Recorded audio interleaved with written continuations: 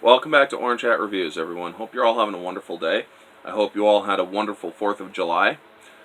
I know I did. Last night and today, I watched a great 4th of July movie, Jaws, from 1975, directed by Steven Spielberg, starring Lorraine Gary, Richard Dreyfuss, Roy Scheider, and Robert Shaw, and I forget his name, Murray Hamilton. Yeah. This movie, objectively, barely gets above a pass. And I'm going to explain why. I will give it a 7 out of 10 objectively. Because this movie does have a lot of errors in it. I mean, if you go to certain places like moviemistakes.com, they point out 291 mistakes. But you also got to take into account this movie was made during the 70s. It's not easy to make a movie at that time out at sea, and they did a lot of that. There were so many problems with this movie that Steven Spielberg actually had a heart attack making this movie. He actually had to stop production for a while for his own health. And the same happened to George Lucas when making the original Star Wars movie a couple of years later. Now, objectively, I will point out some errors just to give you an idea of some of the things that they did. There was a historical factual error that Robert Shaw had when he was giving the speech of the Indianapolis. Now, for those of you who don't know World War II history, the Indianapolis was the ship that carried the bomb to the Philippines for the dropping on Hiroshima. Now, on its way back, a Japanese sub slammed torpedoes into its side and sank it. The story that was given in the movie, the date was wrong. He said it was June 29th, when in fact it was June 30th. So there's that. There's also the scene where Quint has a machete, and he throws it into the his right side of the stern. I believe it's starboard side. Anyway, port starboard. Yeah, starboard. Port's left, starboard's right. Yeah. Anyway, in the very next scene of a wider shot, the machete is gone. Then later on, when Bruce, the shark, jumps onto the boat to sink the back of it, to sink the Orca, the ship, it was right back where it was supposed to be, and because then Quint gets it and starts stabbing into the shark's side while he's getting eaten by Bruce. There's scenes where Richard Dreyfuss' character Hooper has basically 2 sets of glasses in the very same scene. 2 pairs of glasses. One where the arm frame is at the top corner of his glasses, of the lens frame, and one where it's down lower right here. Now, that can only be spotted by truly eagle-eyed people. I mean, it's just, I still have to talk about it because it is an objective error. Now, there's also other continuity mistakes, like when Hooper gets his gear from below after the explosion in the engine room, he runs to the deck, passing Quint using the fire extinguisher. The camera pans from Brody, who stands on the bridge deck, to Hooper, right below him, where exactly is the tall iron ladder that leads up to the bridge deck in this shot.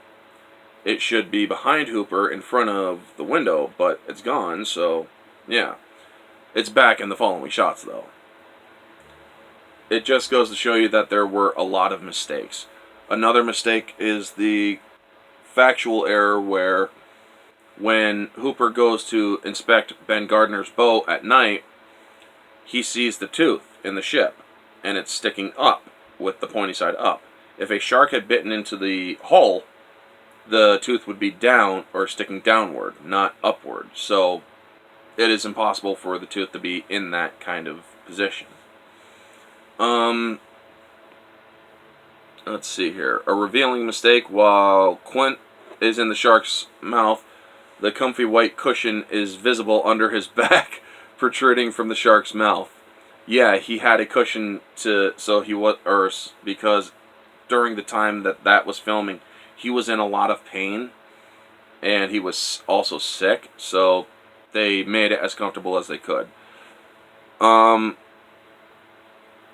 scene just after the fake shark scare, the real shark shows up at the pond, and the lifeguard in a small boat reacts to everyone's panic.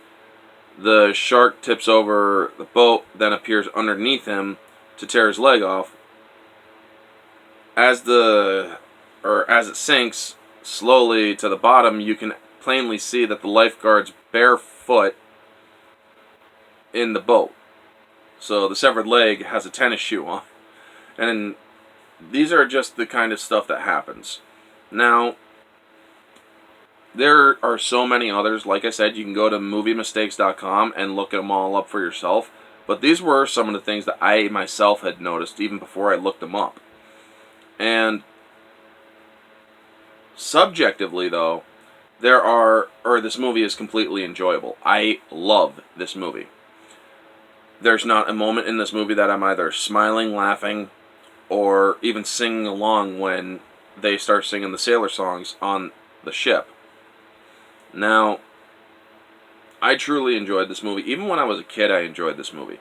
This movie didn't scare me out of the water. I mean, there are some who have been, where they'll never swim again because in the ocean after they saw the movie Jaws.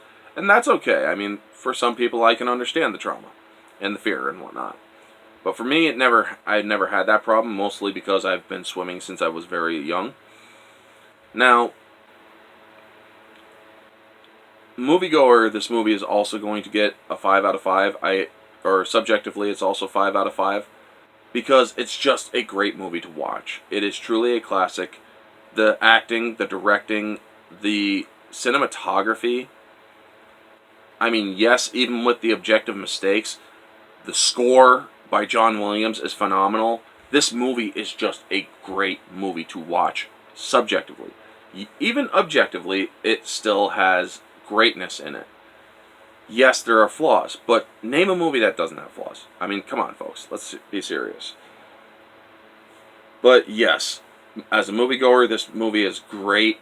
It's a great 4th of July flick because it takes place during the 4th of July. And before I do go, I'll give a couple of interesting facts.